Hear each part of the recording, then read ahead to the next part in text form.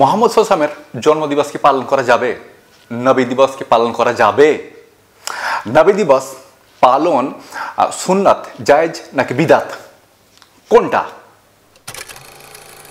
এ প্রশ্নের উত্তর হলো নবী দিবস শুধুমাত্র পালন করাই যাবে না, নবী দিবস শুধুমাত্র জায়েজই নয়, বরং নবী দিবস পালন করা সুন্নাত। এই সম্পর্কে হাদিসও রয়েছে। আজকের ভিডিওয় এই সম্পর্কে বিস্তারিত কথা বলা হয়েছে। এখন আপনার দায়িত্ব হলো সম্পূর্ণ ভিডিওটা মনোযোগ সহকারে দেখা আর তার সঙ্গে সঙ্গে ভিডিওটা একটু কষ্ট করে শেয়ার করা। মনে রাখবেন, এই ভিডিও থেকে দিন এবং জাতি উপকৃত হতে পারে, ভিডিওটা দিন এবং জাতির জন্য কল্যাণকর হতে পারে, আর ভিডিওটা যথেষ্ট ইনফরমেটিভও, যথেষ্ট তথ্যবহুল।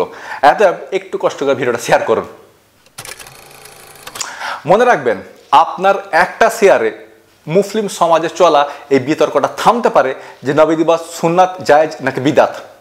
আপনার একটা শেয়ারে এই বিতর্কটা থামতে পারে। সুতরাং একটু কষ্ট করে ভিডিওটা শেয়ার করুন। আর তার সঙ্গে সঙ্গে সম্পূর্ণ ভিডিওটা দেখার পর আপনার কি মনে হলো, আপনি কি মনে করলেন, আপনি কি ভাবলেন, সেটা আমাকে কমেন্ট করে জানাতে পারেন। সালামুন আলাইকুম। সামনেই নবী দিবস। প্রতি বছরের মতো এবছরও বিতর্ক তুঙ্গে। নবী দিবস সুন্নাত, জায়েজ নাকি বিদাত। এখন আমিও এক কথায় উত্তর দিতে পারি যে সুন্নাত, জায়েজ নাকি বিদাত, কিন্তু আমি একটু বিস্তারিতভাবে কথা বলতে চাইছি যাতে করে আপনি এই ভিডিওটাকে ডকুমেন্টস হিসাবে ব্যবহার করতে পারেন এবং এই ভিডিও থেকে জ্ঞান অর্জন করে আপনি নিজেও এই সম্পর্কে কথা বলতে পারবেন, এই সম্পর্কে তর্ক বিতর্ক করতে পারবেন।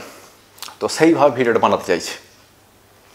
তো নবী দিবস সম্পর্কে জানার আগে আমরা একবার জেনে নেব যে জন্মদিবস পালনের ইতিহাসটা ঠিক আসলে কি এবং ইতিহাসে কে সর্বপ্রথম জন্মদিন পালন করেছিল। তো এই সম্পর্কে জানতে গেলে আপনাকে বাইবেল আসতে হবে। বাইবেলের বুক অফ জেনেসিস, বাইবেলের সৃষ্টির অধ্যায়, এটা বাইবেলের একেবারে প্রথম পুস্তক। চ্যাপ্টার নাম্বার 40, মানে 40 নম্বর অধ্যায়, ভার্স নাম্বার 20 নম্বর পদ, যেখানে বলা হচ্ছে যে ইতিহাসে ফেরাউন একমাত্র ভদ্রলোক যিনি জন্মদিন পালন করেছিলেন, যিনি নিজের জন্মদিন পালন করেছিলেন। মনে রাখা উচিত এটা মুসা আলাইহিস সালামের সময়ের ফেরাউন নয়। প্রশ্ন তাহলে ফেরাউন কটা? আসলে তাদের নাম ফেরাউন নয়, মিশরের রাজাদের উপাধি ছিল ফেরাউন। আপনি বুঝতে পারছেন, তাদের নাম ফেরাউন নয়, তাদের উপাধি ছিল ফেরাউন।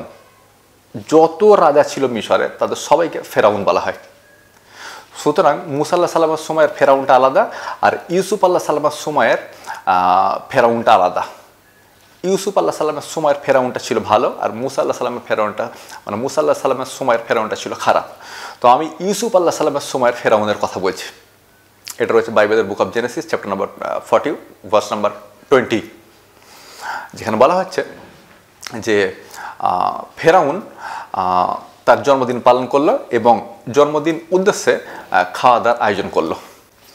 যাই হোক, এটা একটা বিষয় যে জন্মদিন পালনের ইতিহাসটা ঠিক আসলে কি, ইতিহাসে কে প্রথম জন্মদিন পালন করেছিল। এখন প্রশ্ন হচ্ছে মুহাম্মদ সাল্লাল্লাহু আলাইহি ওয়াসাল্লামের জন্মদিন পালন করা আসলে ঠিক কি? এটা কি সুন্নাতের পর্যায়ে পড়বে, এটা কি জায়েজের পর্যায়ে পড়বে, নাকি এটা বিদাতের পর্যায়ে পড়বে? তো আহলে হাদিসদের বক্তব্য হলো, সালাফিদের বক্তব্য হলো এটা বিদাত এবং হারাম। কিন্তু অন্য এক দলের বক্তব্য হলো, যারা নবী দিবসের পক্ষে, তারা বলেন যে এটা কমপক্ষে জায়েজ। তবে আমি একটু ভিন্ন কথাই বলবো, এটা জায়েজ শুধু নয়, এটা সুন্নাতও। মুহাম্মদ সাল্লাল্লাহু আলাইহি ওয়াসাল্লামের জন্মদিবস তিনি নিজেই পালন করেছিলেন, মানে নিজের জন্মদিন তিনি নিজেই পালন করেছিলেন, এই মর্মে হাদিস রয়েছে।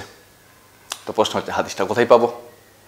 এটা রয়েছে সহিহ মুসলিম, এটা রয়েছে সহিহ মুসলিম হাদিস নাম্বার 1162। এটা আন্তর্জাতিক হাদিস নাম্বার এবং এই হাদিস নাম্বারে প্রায় 5টা হাদিস রয়েছে, এর মধ্যে 5 নম্বর হাদিস।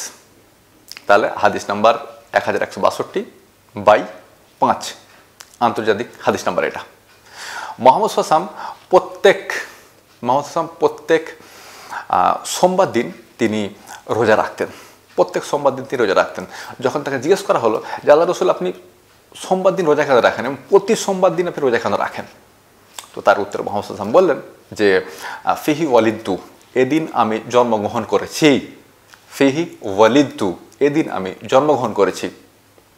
ওয়া ফিহি উনজিল আলা, এবং এই দিন আমার ওপর প্রথমবার কোরআন নাজিল হয়েছিল। এই দিন আমি জন্মগ্রহণ করেছি এবং এই দিন আমার উপর প্রথমবার কোরআন নাজিল হয়েছিল, ওই জন্য আমি প্রতি সোমবার রোজা রাখি। তার মানে এখানে মুহাম্মদ সাল্লাল্লাহু আলাইহি ওয়াসাল্লাম তার নিজের জন্মদিন নিজেই পালন করছেন, তবে পদ্ধতিটা আমাদের চেয়ে ভিন্ন। নবী দিবস শুধুমাত্র জায়েজই নয়, বরং সুন্নাত। কিন্তু আমরা যে পদ্ধতিতে নবী দিবস পালন করি ওটা বিদাত, সম্পূর্ণ বিদাত এবং সম্পূর্ণ হারাম। আমরা যে পদ্ধতি পালন করি, সঠিক পদ্ধতি কি? রোজা রাখা। এটা একটা বিষয়। এর দ্বিতীয় আর একটা বিষয় রয়েছে, আমরা বছরে একদিন নবী দিবস পালন করি, কিন্তু মুহাম্মদ সাল্লাল্লাহু আলাইহি ওয়াসাল্লাম প্রত্যেক সোমবার দিন নিজের জন্মদিবস নিজে পালন করেছেন, অর্থাৎ নবী দিবস তিনি নিজে পালন করেছেন প্রত্যেক সোমবারে রোজা রাখার মাধ্যমে। তাহলে সুন্নাত পদ্ধতি হলো প্রতিদিন সোমবার রোজা রাখা এবং এভাবেই তার জন্মদিন পালন করা। কিন্তু আমরা যেভাবে করি বছরে একদিন, আর যেভাবে করি ওই পদ্ধতিগুলো বিদাত এবং হারাম, সম্পূর্ণ বিদাত এবং সম্পূর্ণ হারাম। সুন্নাত পদ্ধতি কি? একবার রিপিট করেছি আর একবার বলে দিই আর কি, মানে একবার বলেছি আর একবার রিপিট করে দিই। সুন্নাত পদ্ধতি কি? প্রত্যেকদিন সোমবার রোজা রাখা এবং রোজা রাখার মাধ্যমে মুহাম্মদ সাল্লাল্লাহু আলাইহি ওয়াসাল্লামের জন্মদিন পালন করা।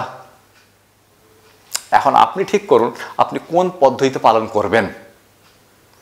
মুহাম্মদ সাল্লাল্লাহু আলাইহি ওয়াসাল্লাম নিজে যেভাবে নিজের জন্মদিবস পালন করেছেন সেইভাবে, নাকি প্রচলিত পদ্ধতিতে? কোনটা আপনার কাছে ভালো বলে মনে হচ্ছে? প্রচলিত পদ্ধতি নাকি মুহাম্মদ সাল্লাল্লাহু আলাইহি ওয়াসাল্লামের পদ্ধতি? কোনটা ভালো? বিচার করুন। তবে আপনি কতটা নবীভক্ত এই পদ্ধতি থেকে বোঝা যাবে। যদি আমি আমার পরিবারের কথা বলি, তাহলে আমি নিজেও চেষ্টা করি সোমবার দিন রোজা রাখার, বৃহস্পতিবার দিন রোজা রাখার চেষ্টা করি। আমার বোন প্রতি সোমবার প্রতি বৃহস্পতিবার রোজা রাখে, আমার ভাইও প্রতি সোমবার বৃহস্পতিবার রোজা রাখে।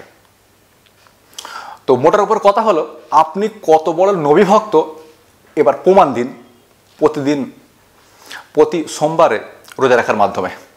আপনি কত বড় নবীভক্ত প্রমাণ দিন প্রত্যেক সোমবার দিন রোজা রাখার মাধ্যমে। বছরে একবার পালন করা বিদাত এবং হারাম, এই পদ্ধতিটাকে বাদ দিয়ে দিন, এটা বিদাত। সুন্নতি পদ্ধতিতে আসুন, আপনি কত বড় নবীভক্ত এবার দেখা যাবে। এখানে একটা প্রশ্ন উঠবে, প্রত্যেক সোমবার দিন রোজা রাখার মাধ্যমে জন্মদিন পালন একটু অযৌক্তিক বলে মনে হচ্ছে না? আমরা তো বছরে একবার পালন করি এবং এটা বেশ যৌক্তিক বলে মনে হচ্ছে। হ্যাঁ, এটা আপাত দৃষ্টিতে যৌক্তিক বলে মনে হচ্ছে, কিন্তু যদি বুদ্ধির প্রয়োগ করেন তাহলে দেখবেন প্রত্যেক সোমবার দিন রোজা রাখার মাধ্যমে জন্মদিবস পালন করাটাই যৌক্তিক। তো কিভাবে যৌক্তিক এটা বিচার করুন। শব্দটা হচ্ছে জন্মদিন, আমি কি ঠিক বলছি? শব্দটা কি? জন্মদিন। এটাকে ইংরেজিতে বললে হবে বার্থডে। জন্মদিন, জন্ম তারিখ নয়। যদি আমরা বছরে একদিন জন্মদিন পালন করি বা জন্মদিবস পালন করি, নবী দিবস পালন করি, তার মানে হচ্ছে ওটা জন্মদিন, জন্মদিবস বা নবী দিবস নয়, ওটা জন্ম তারিখ পালন। আপনি বুঝতে পারছেন? মনে করেন আমার জন্ম 25শে ডিসেম্বর 1991। তো আমি 25শে ডিসেম্বর 1992-এ আমার জন্মদিন পালন করছি। তো এটা কি জন্মদিন পালন করা হচ্ছে নাকি জন্ম তারিখ পালন করা হচ্ছে? এটা জন্ম তারিখ পালন করা হচ্ছে, জন্মদিন নয়। জন্মদিন পালন হচ্ছে এটা, আমার জন্ম বুধবার, এর পরের বুধবার যদি আমি আমার জন্মদিন পালন করি সেটাই হবে আমার জন্মদিন পালন। জন্মদিন। আমি জন্মেছি বুধবার দিন, জন্মদিন পালন করতে চাইলে আমাকে বুধবার দিন পালন করতে হবে। আমার যেটা করি সেটা হচ্ছে জন্ম তারিখ পালন, ওটা জন্মদিন পালন নয়। এই জন্য মুহাম্মদ সাল্লাল্লাহু আলাইহি ওয়াসাল্লাম প্রত্যেক সোমবারে রোজা রাখার মাধ্যমে নিজের জন্মদিন পালন করেছেন। এখন আপনি যদি নবী দিবস পালন করতে চান, আপনাকে মুহাম্মদ সাল্লাল্লাহু আলাইহি ওয়াসাল্লামের পদ্ধতি অনুসরণ করেই নবী দিবস পালন করতে হবে, মুহাম্মদ সাল্লাল্লাহু আলাইহি ওয়াসাল্লামের জন্মদিবস পালন করতে হবে রোজা রাখার মাধ্যমে। আর এটা প্রতি সোমবার, বছরে একদিন নয়। এটা একটা বিষয় গেল। এখানে একটা প্রশ্ন হবে, রোজা রাখার লজিকটা আসলে কি? আসলে এখানে একটা লজিক রয়েছে, জাস্ট আপনি বুঝতে পারেননি। প্রশ্ন হবে কীরকম, আপনি একটু বুঝিয়ে বলুন।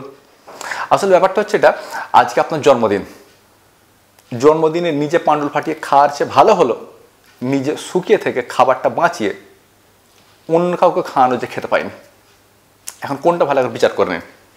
আপনি মনে করুন, আমি আমার কথা বলছি, আমি বুধবার দিন জন্মেছি, তো আমি বুধবার দিন রোজা রাখলাম, রোজা রেখে বুধবার দিন দুপুরের খাবারটা বাঁচালাম, খাবারটা বাঁচিয়ে একজন মানুষকে খাইয়ে দিলাম যে খেতে পায়নি। এটা ভালো নাকি এটা ভালো পাণ্ডুল ফাটিয়ে নিজে খেয়ে নেওয়া? কোনটা ভালো?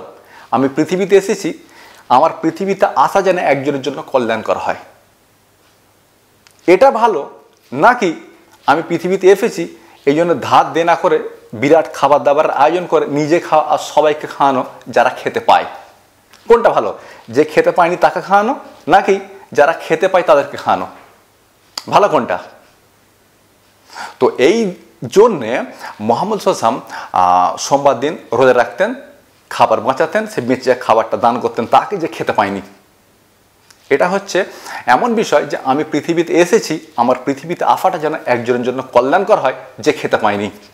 যে খেতে পায়, আমি নিজেও খেতে পাই, তাদেরকে দাওয়াত করে খাওয়ানোর কোনো মানেই হয় না যারা খেতে পাচ্ছে। বরং আমি শুকিয়ে থাকবো, খাবার বাঁচাবো, বেঁচে যাওয়া খাবারটা তাকে খাওয়াবো যে খেতে পায়নি। এটা হচ্ছে জন্মদিনে রোজা রাখার লজিক। এখান থেকে আর একটা প্রশ্ন হবে, আমরা কি আমাদের জন্মদিন পালন করতে পারবো? এই প্রশ্নের উত্তর হলো হ্যাঁ, আমরাও আমাদের জন্মদিবস পালন করতে পারবো, কারণ মোহাম্মদ সাল্লাল্লাহু আলাইহি ওয়াসাল্লাম তার জন্মদিবস পালন করেছেন, তো আমরাও আমাদের জন্মদিবস পালন করতে পারবো। পবিত্র কোরআনে এই সম্পর্কে আয়াত রয়েছে।